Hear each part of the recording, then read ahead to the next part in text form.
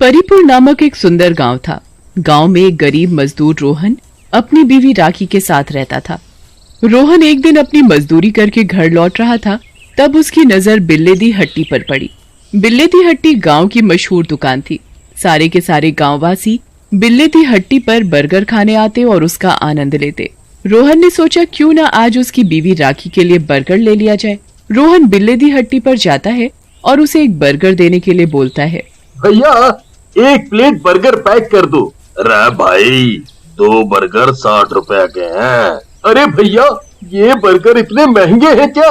मेरे पास तो सिर्फ 30 रुपए हैं, आप हाफ प्लेट ही पैक कर दो। दुकानदार रोहन की बात सुनकर जोर जोर से हंसने लग जाता है।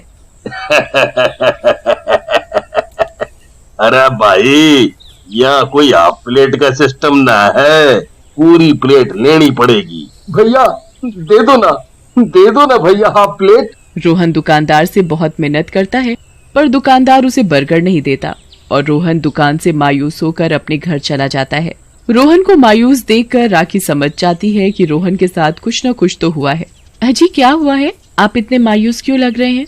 अरे कुछ नहीं, बस ऐसे ही थोड़ा पैसे की टेंशन है और कुछ नहीं। क्यों, क्या हुआ? मैं आज जब मजदूरी करते हुए लौट रहा था, तब मैंने सोचा कि क्यों ना बिल्लू की दुकान से बर्गर ले लिए जाएं, हम दोनों मिलकर खा लेंगे। मैं दुकान पर बर्गर लेने गया तो मेरे पास सिर्फ और सिर्फ 30 रुपए थे और बर्गर की प्लेट 60 रुपए की थी। मैंने दुकानदार को बोला कि वो मुझे हाफ प्लेट दे दे, पर उसने मुझे देने से इनकार कर दिया। राखी को रोहन की ये बात सुनकर बहुत गुस्सा आया। अच्छा तो ऐसी बात है, ये बिल्लू दी हट्टी वाला बर्गर इतने महंगे देता है, इतनी तो लागत भी नहीं होती है बर्गर बनाने में। हम ऐसा करते हैं कि हम दोनों भी मिलकर एक बर्गर की दुकान खोल लेते हैं। हम सब गांव वासियों को सस्ते दाम में बर्गर खिलाएंगे, इससे हमारा भी फायदा होगा। गांव में दूर दूर तक कोई भी बर्गर की दुकान नहीं है, सिर्फ उस बिल्लू दी हट्टी को छोड़कर। वाह, ये तो बढ़िया आइडिया है, पर हम बर्गर की दुकान खोलने के लिए पैसे कहाँ से लाएंगे? अरे तुम उसकी चिंता क्यों करते हो, मेरे जेवर है ना, हम उन्हें गिरवी रख देते हैं। जो पैसे मिलेंगे उससे दुकान खोलेंगे और जब पैसे आने शुरू होंगे तो हम उनसे अपने जेवर वापस ले लेंगे। रोहन अगले ही दिन राखी के जेवर ले जाता है और सुनार के पास उन्हें गिरवी रखवा देता है। देखते ही देखते रोहन और राखी अपनी बर्गर की दुकान खोल लेते हैं। रोहन और राखी अपनी दुकान में बर्गर की प्लेट मात्र 20 रुपए रखते हैं।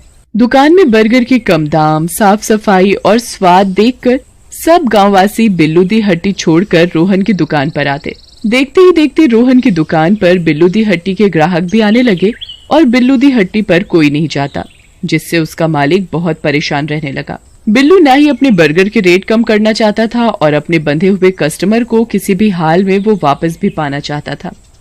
परंतु बिल्लू ने सर से एड़ी तक का जोर लगा लिया था, पर ऐसा नहीं हो रहा था। देखते ही देखते बिल्लू कर्जे में आने लग गया था। उसकी कमाई से ज्यादा उसकी लागत होने लगी। अरे यार, इस रोहन के चक्कर में मैं तो बहुत ही ज्यादा कर्जे में आता जा रहा हूँ। मेरी तो समझ ना आ रहा है, मैं करूँ तो करूँ के। देखते ही देखते एक दिन बिल्लू खुद को फांसी लगा लेता है। तभी से बिल्लू की आत्मा रोहन की दुकान में घूमने लगती है। बिल्लू की आत्मा जलन के मारे रोहन का बेफालतू का नुकसान करवाती। राखी, जब से बिल्लू की मौत हुई है तब से हमारी दुकान में आए दिन कुछ न कुछ दुर्घटना हो रही है। हाँ जी, आप बिल्कुल सही कह रहे हो। हम बर्गर में मेहनत उतनी ही करते हैं पहले की तरह, पर हमारे बर्गर पहले जैसे बन नहीं रहे। वहाँ खड़ा बिल्लू का भूत सारी बातें सुन रहा होता है। इन्हें तो अब पता लगेगा, इनके बढ़िया और सस्ते बर्गर बनाने के चक्कर में आज मैं अपनी जान गंवा बैठा। इन्हें तो अब पता लगेगा कि आगे आगे होता है क्या। अगले दिन रोहन अपनी दुकान खोलता है तो वो देखता है कि दुकान का सारा सामान फैला हुआ होता है। सारा सामान खराब हो गया।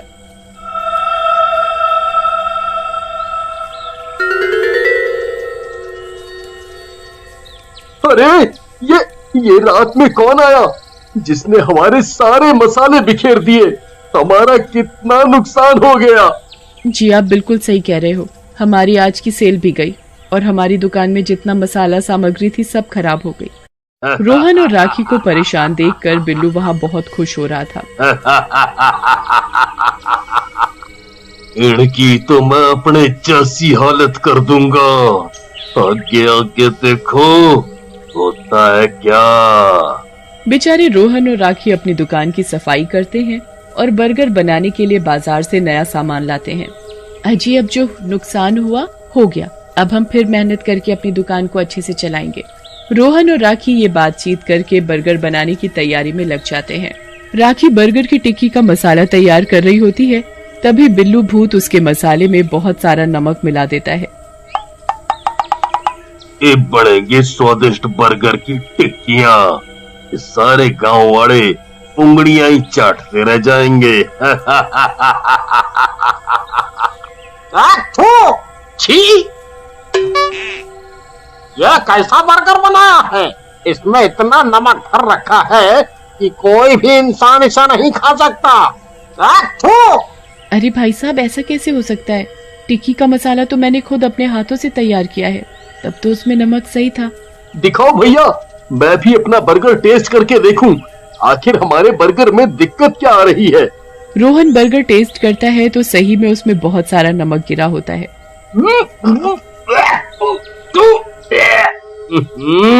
राखी, इसमें तो सही में बहुत सारा नमक है।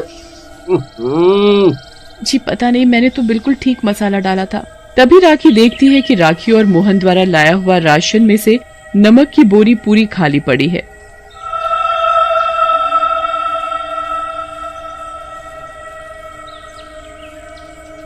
अरे ये क्या, ये नमक की बोरी खत्म कैसे हो गई? मैंने तो इतना नमक डाला ही नहीं। रोहन और राखी अपने ग्राहकों से माफी मांगते हैं और उनके पैसे उन्हें दे देते हैं। ये सब देखकर बिल्लू बहुत खुश हो रहा होता है।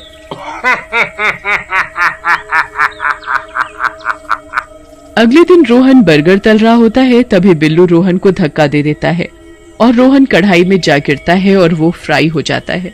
रोहन बहुत चिल्लाता है, अरे अरे कोई बचाओ, मुझे बचाओ, मैं मर जाऊंगा, मुझे कोई बचाओ।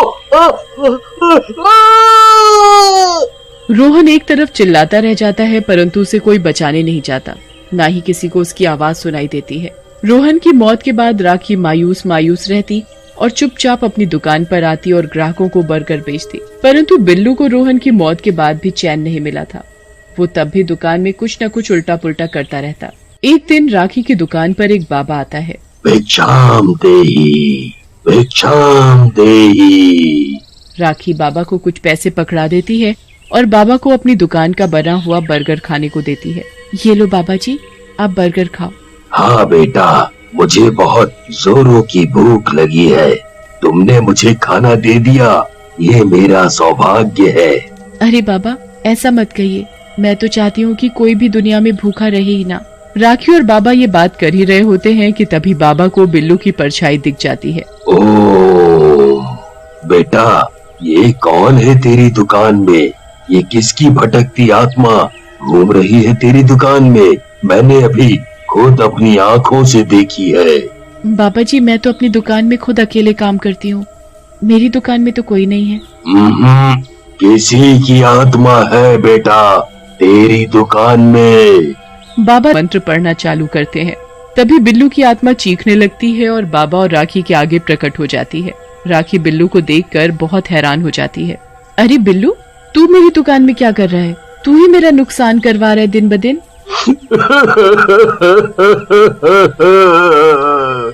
हाँ, मैं ही हूँ। तुम लोगों ने मेरी दुकान के आगे आकर अपनी दुकान क्यों खोली? अरे तुम्हें पता है तुम्हारे चक्कर में मेरा कितना नुकसान हो गया? मैंने तेरे और तेरे पति के चक्कर में फांसी लगा ली थी और मैंने ही तेरे पति को कढ़ाई में गिराकर मार डाला। मैं नहीं चाहता कि तेरी इस दुकान से तेरा कोई फायदा हो। ये सुनकर राखी बहुत जोर जोर से रोती है। बाबा भी बिल्लू के ऊपर गंगा जल छिड़क देते हैं। बिल्लू उधर की उधर जलने लग जाता है और उसकी आत्मा को मुक्ति मिल जाती है।